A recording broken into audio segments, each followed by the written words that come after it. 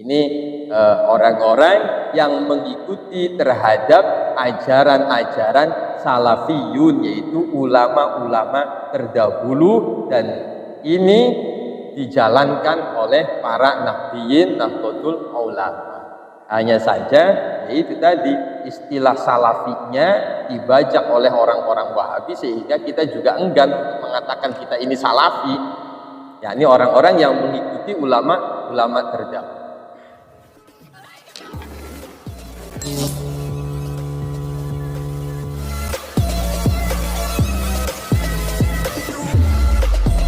Bismillah, alhamdulillah, wassalatu wassalamu ala sayyidina Muhammad Rasulillah wa ala alihi wa sahbihi wa man tabi'a hudahu wa wala, la hawla wa la quwwata illa billah.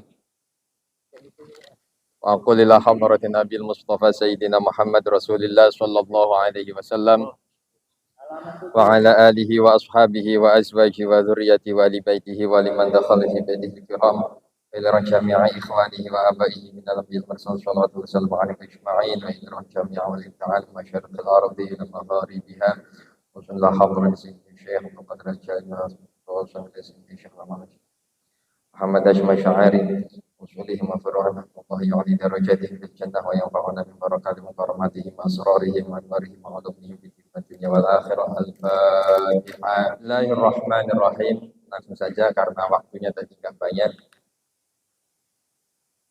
Halaman 7. Faslun, pasal yang kedua. Fi bayani tamassuki ahli Jawa, dalam menjelaskan tentang berpegangnya penduduk Jawa di mazhabi ahli sunnati wal jamaati, dengan mazhab ahli sunnah wal jamaat. Wa bayani ibtida'i zuhuril bid'ah, dan menjelaskan tentang permulaan munculnya beberapa bid'ah, wantisyariha, dan tersebarnya bid'ah fi ardi Jawa, di tanah Jawa. Wa bayani anwa'il mubtadi'ina, dan menjelaskan tentang macam-macam kelompok-kelompok yang berbuat bid'ah al-mawjudina, yang ditemukan fi hadaz zamani, di zaman ini. Qad kana muslimu aqtaril jawiyati, qad kana, sungguh telah ada zaman dulu, muslimu aqtaril jawiyati, orang-orang Islam di tanah Jawa, fil azmani salifatil khaliyati, di zaman yang dulu dan lampau, muttafiqil ara'i wal madhabi, mereka sepakat dalam pandangan keagamaan dan juga dalam madhab. Muttahidil ma'khadhi wal mashrabi, dan satu dalam pengambilan sumber hukum. Fakulluhum fil fiqhi, maka semuanya itu di dalam fikih, alal madhabin nafis, madhabil imam Muhammad bin Idris, mengikuti terhadap madhab yang sangat indah, yaitu madhabnya Imam Muhammad bin Idris. Wa fi usuluddin, dan di dalam tauhid usuluddin, ala madhabil imam Abil Hasan al-Ash'ari, mengikuti madhabnya Imam Abul Hasan al-Ash'ari. Wa fi tasawufi, dan dalam tasawuf, ala madhabil imam al-Ghazali, mengikuti madhabnya Imam Ghazali, wal imam Abil Hasan Asyadili radhiyallahu anhum ajma'in. Jadi memang penduduk Jawa, terutama di Nusantara ini, Islamnya tentu lebih dulu daripada datangnya Wahabi. Kalau Muhammad bin Abdul Wahab itu abad ke-17, Muhammad bin Abdul Wahab, sedangkan di Indonesia tersebar, Wali Songo dulu menyebarkan agama Islam kurang lebih abad ke-14. Sehingga ajaran yang dibawa oleh Wali Songo itu, yang tersebar adalah ajaran Ahlu Sunnah wal Jamaah, bukan ajaran Syiah. Memang beberapa ulama dari golongan Syiah yang juga masuk ke tanah Jawa, tetapi tidak laku. Tidak lakunya gara-gara terawih. Begitu terawih Al-Khalifatul Ula, Abu Bakrin Siddiq, waduh nyebutin musuh saya ini, akhirnya kabur. Jadi tidak laku. Yang laku adalah ahlu sunnah wal jamaah. Dan dalam mazhab fikih itu mengikuti mazhabnya Imam Muhammad bin Idris Syafi'i, yaitu Imam Syafi'i yang kita kenal dengan Imam Syafi'i. Lebih moderat dan lebih ihtiyat itu Imam Syafi'i. Kemudian dalam urusan tauhid itu mengikuti pendapatnya Abul Hasan Al-Asy'ari, satu lagi Abu Mansur Al-Maturidi. Ya ada Aqaid 50, kemudian masalah qadha dan qadar berbeda dengan Jabariyah, berbeda dengan Qadariyah. Itu Abul Hasan Al-Asy'ari. Kemudian tasawuf mengikuti Imam Ghazali dan Imam Abul Hasan Asy'ari. Dulu itu saya sering bertanya sama teman-teman, kok tasawufnya nggak ngikutin mazhabnya Syekh Abdul Qadir Al-Jilani, padahal kita ketika tawasul pasti yang pertama kali disebutkan wali itu adalah Syekh Abdul Qadir Al-Jilani. Kenapa bisa seperti itu? Pertama, Syekh Abdul Qadir Al-Jilani itu kurang lebih hidup di abad kelima. Syekh Abdul Qadir Al-Jilani. Sedangkan Imam Junaidi Al-Baghdadi itu abad ketiga. Hampir apa yang diamalkan dan apa yang diajarkan oleh Syekh Abdul Qadir Al-Jilani itu juga dilaksanakan oleh Imam Junaid Al-Baghdadi. Masalah tarikatnya itu hampir sama, sehingga diambil yang paling tuanya saja. Syekh Abdul Qadir Al-Jilani menyempurnakan. Ini tasawuf dari segi tasawuf amali. Kemudian ada lagi tasawuf falsafi. Tasawuf falsafi ini mengambil pendapatnya Abu Hamid Al-Ghazali. Jadi mengikuti madhabnya Imam Ghazali.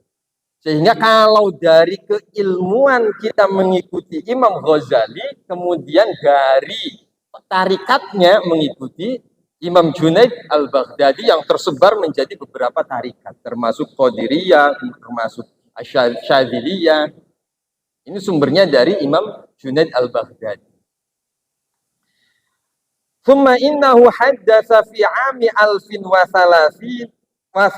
mi'atin wa salasina, kemudian terjadi di tahun 1330. Ahzabun mutanawwi'atun, ada beberapa golongan yang bermacam-macam. Wa ara'un mutadafi'atun, dan pendapat-pendapat yang saling bertentangan. Wa aqwalun mutadharibatun, dan sama pendapat-pendapat yang saling bertentangan.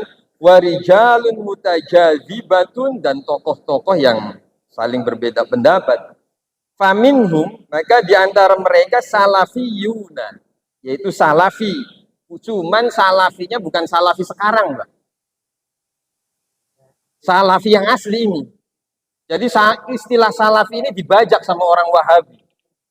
Sehingga kita pengen ngomong mondok di pesantren salaf, itu kayaknya udah malu sekarang dia. Gara-gara istilah salafnya dibajak sama orang Wahabi itu.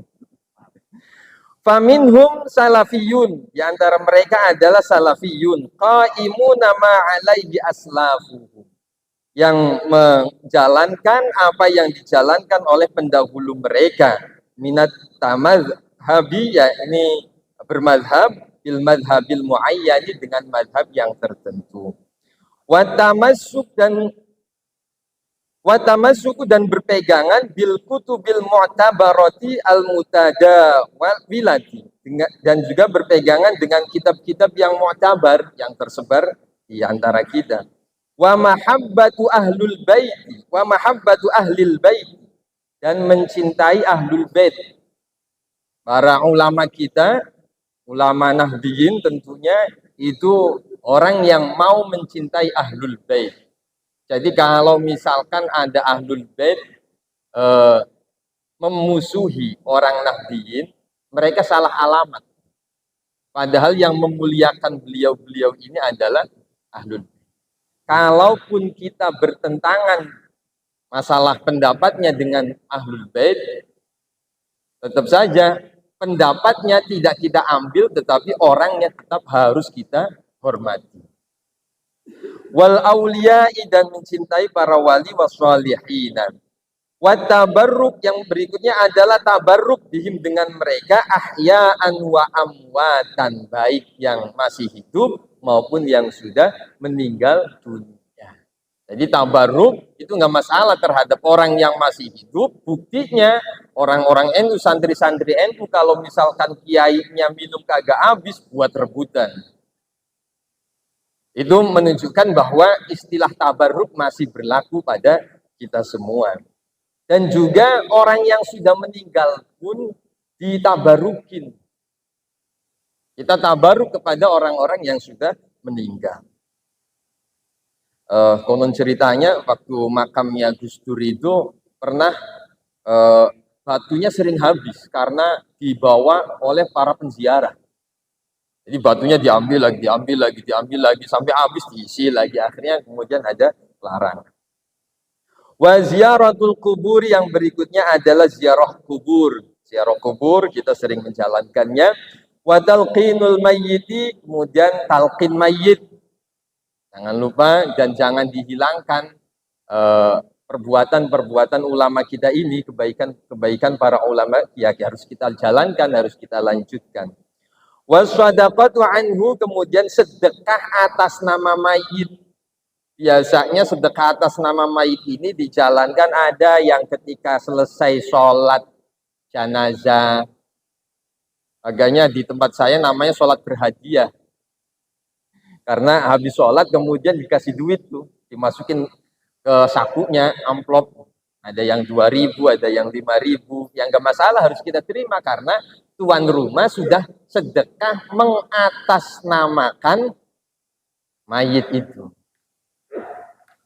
Kalau di dalam Al-Quran kan, Rabbi laula akhortani ila ajalin qarib fa asaddaqu wa akun minas sholihin. Kalau saja saya dikasih waktu untuk hidup walaupun hanya sebentar, yang saya lakukan, kata orang yang meninggal, adalah bersedekah.